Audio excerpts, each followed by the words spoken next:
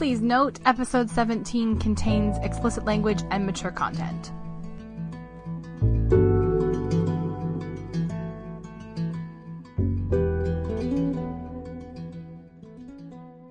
I'll Meet You There by Cassandra Ricard. Fall 2140. Richard slips in through the back door of the Center for Artificial Fornication Experience, the cafe, grateful for the freedom granted by his position in the government's health department. He has had this wing cleared for the day, and so it is eerily quiet as he wheels his wife down the hallway into one of the newest rooms. He remembers the first time he brought her here, his blushing bride, a country mouse as she would often call herself. She had never used a sex generator before, being from one of the few small communities left that eschewed modern technology, and where traditional intercourse was still the norm, where it had yet to become taboo. Spring 2090. It had taken weeks for her to overcome her squeamishness enough to complete the required preferences assessment prior to their first visit. "Richard!" she had shrieked between gales of laughter. "They can't really be asking this." Richard had leaned over her shoulder. She was on question 15.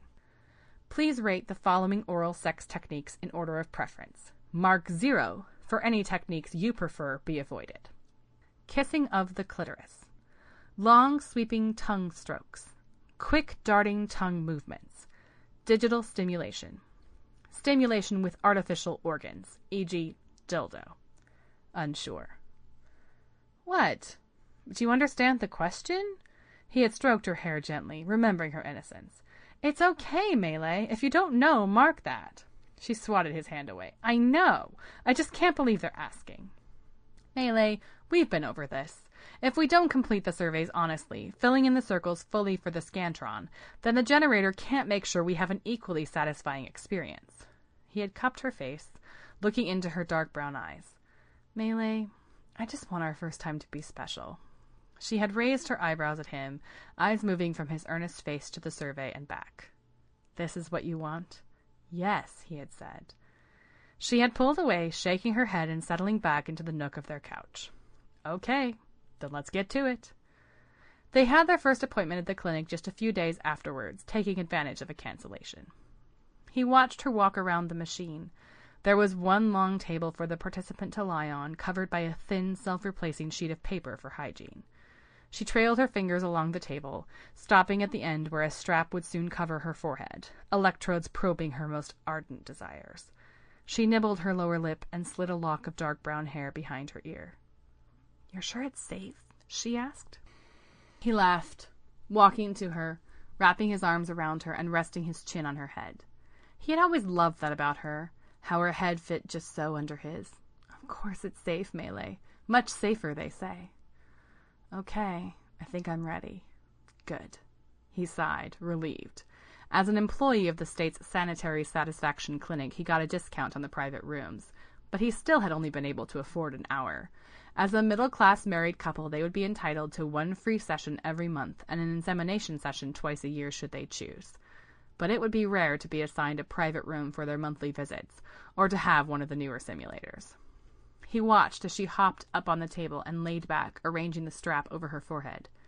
Is this right? Perfect. Now close your eyes and tap the button by your hand.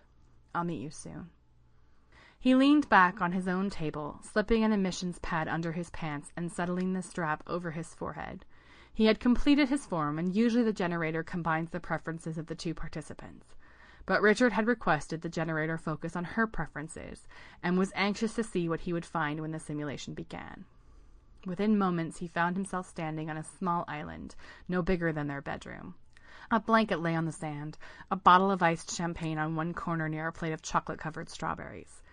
Then he saw her, and for a moment he saw nothing else. Her normally shoulder-length hair fell to her waist in wavy tendrils. Her always captivating dark eyes were chalked with kohl, making them stand out even more. Her lips were shining in the moonlight. Like Diana or Aphrodite, she was draped in some kind of gossamer fabric, with just a hint of blue hiding and revealing all at once. Where the layers of her draping thinned, he saw one perfect nipple standing taut and dark against the fabric. She smiled widely, and the spell was broken. She was still splendid, but she was familiar again. Finally speechless, Richard? She paused, then gestured at him. You look pretty great yourself. He looked down and had to laugh. I look like Tarzan. He was in an animal skin that draped over one shoulder and then came down to a skirt that covered his butt and genitals. You said you wanted special. He shook his head again. Tarzan? She walked towards him, and his amusement died as he saw the way the light breeze played peekaboo with the gossamer on her lithe frame. She wrapped her arms around him. Me, Jane. You're Jane. Forever. He had loved her then, and the hour felt like a lifetime. She liked long, slow strokes. Later that year, it was his turn to blush and squirm as she convinced him to let her show him how their ancestors did it, how it was still done in those small enclaves scattered throughout the country. After that, they only went to the generator a few times each year, just often enough to keep up appearances, to keep any whispers from starting, whispers that could have ruined his rising career with the state health department. At home, with the curtains drawn and the doors locked, they touched, kissed, made love, and fucked. She was right. The cramp in his calf, the rug burn on his knee the next day, the time he nipped her too hard and left a small bruise on her left breast. These imperfections could be mimicked by no machine. As they got older, they stopped going to the machine at all. With his economic rise, most would just assume they had added one to their house. Fall 2140. When Melee was new to the city, Richard had explained to her that the truly elite had these machines in their homes. And there were trimmed-down models that were becoming more affordable for the middle class. One day soon, he had promised her, they would be able to get one of those. Now he wishes he had kept that promise just for this last time, so that if they couldn't touch for real, they could at least be in their home. He looks at her now, limbs too weak to stand, IV tubes connected through a permanent port in her chest, veins big and blue against her thinning skin. The eyes, though, still are hers. In the mornings, before the drugs kick in at least, the eyes are still hers. Age ravages us all, he thinks, not for the first time, but how unfair for her body to fail while his still thrives. In a moment of clarity, she had begged him to bring her here one more time. He is still worried about the toll it might take, but could not deny her anything. Not now, when the end felt so near. Now, in the simulation room for one last time, he kneels before her, looking into her eyes, placing a hand on her knee. This is what you want? She smiles slowly, placing a hand on his, and nods. Gently, he lifts her up onto the table, laying her down and securing the strap over her forehead. Perfect. He strokes her cheek. Close your eyes, he says, pushing the red button for her. I'll meet you soon. He goes to his own table, and soon they are back together on that small island.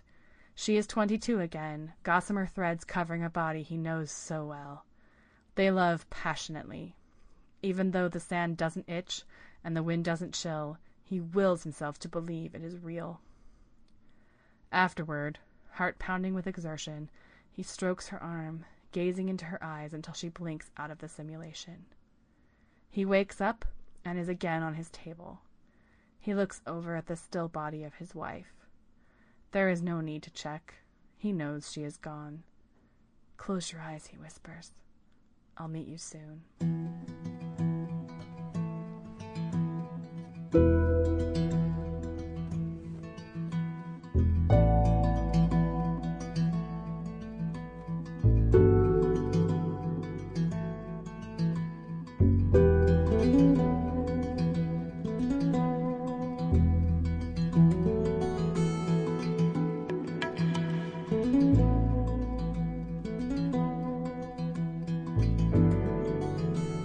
Hello and welcome to No Extra Words, the Flash Fiction podcast. My name is Chris Baker-Dersha. I'm your producer and editor.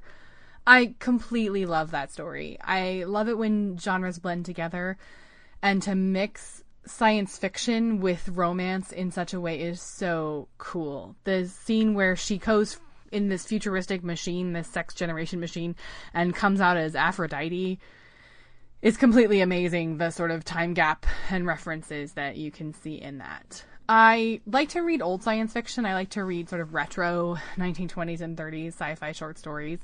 And the thing that always gets me, the ones that feel so real, the ones that are like, dude, they got it right, they really did predict the future, are the ones where they imagine this future that we are super disconnected to each other and only speak to each other through machines. And I totally realize the irony of me saying that as I'm talking to you into a recording that you're going to play in some device in your ear somewhere. But it is true, this disconnectedness that we feel. And I think Cassandra Ricard hits on that so perfectly in that story. And I just completely love the meld of sci-fi and romance that is I'll Meet You There. I'm going to make my commentary short because both the stories today are pretty long and I don't want to make this episode go on forever. I will only say about Jeff Dupuis' story that's coming up is it also talks about a future, but it's about the very, very near future, when moments change moment to moment and your present suddenly becomes your future, or you look around and you realize you're living in your future. That's what's coming up next. Jeff Dupuis' The Brunch Place. Have a great week.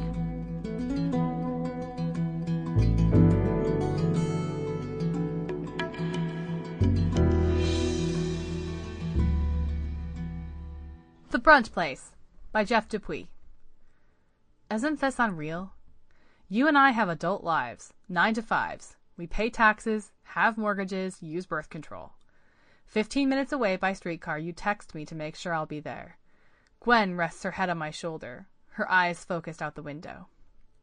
She's an adult now, too, a long way from the girl she was in college, your roommate who could never say no to jello shooters, keg stands, and supers. That's my wife, I say in my head, looking down at her brown hair with blonde highlights, and I hardly believe it. She misses you too, I think, albeit in a different way. 5 minutes out, we're getting off the streetcar near a massive open grave that'll just be another condo in the gentrified jungle that was once a textile district. You live in one of these glass towers growing upward like stalagmites. I know which one is yours close up, but from here they all look the same. The brunch place is in the foreground, cement and steel, tall windows, an industrial showroom with boutique trappings. Lars, Sean, Maddie, Cam, and Jen, all of our people are there, already in line, one name given to the hostess to secure a table. Loads of hugs and handshakes. It's nice. We don't get together enough. Life gets in the way. Now I don't remember loving you so much that it hurt, like you held a barbed knife in me and when you'd pull away it'd tear out something vital. When I think of you, it's like lying on a beach with the tide rising, warm ocean waves covering my skin. The 2 a.m. phone calls, the confessions, the screaming, that time the cops came, it has all melted into the background. A few things stick out. Sitting on my bed, you told me you'd finally been with someone else, what it was like, how good he was, as if you didn't give a shit. But then you said I'm a little afraid, letting the blouse slip off your shoulders. We've been here before, I said. But what if my body's changed? So long ago. Everything's changed. The washrooms of the brunch place are individual unisex rooms with an audio track from Air Canada playing an airline safety message in both English and French. The music playing in the hallway topped the charts when you and I were in high school. We have become the target demographic. You are waiting in the hall between the restrooms and the dining room, pacing. Can we talk, you ask? The answer is always yes. We push through a crowd at the door. The wait is going to be about an hour, the hostess tells a group of 4 as we brush past. Brunch was busy every Sunday. Today it's worse, with a third of the restaurant closed off for a bridal shower. 30-somethings, all blonde, carry gift bags, smile and hug, kisses on both cheeks. The wind matches the concrete, cold and hard. The smell of your hair reaches out to me. I am baptized in it. It feels like a victory lap for the two of us. So I found out that I'm pregnant. I am the food-crusted pot at the bottom of the sink. The faucet is running. I am overflowing. Wow. Julian must be freaking out, I say. I mean, like, over the moon. He doesn't know, you say.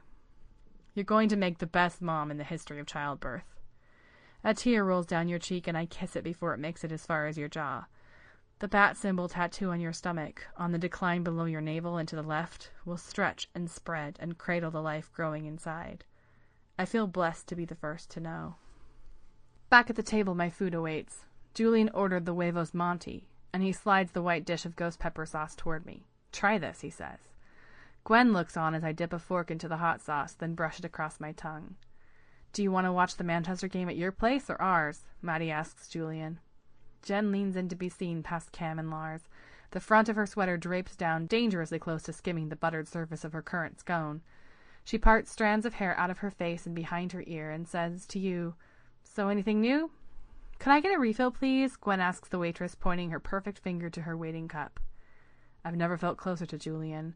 My granola is dry, flavorless, a serving too small for the price I am paying. For the first time in my life, I want to be a father.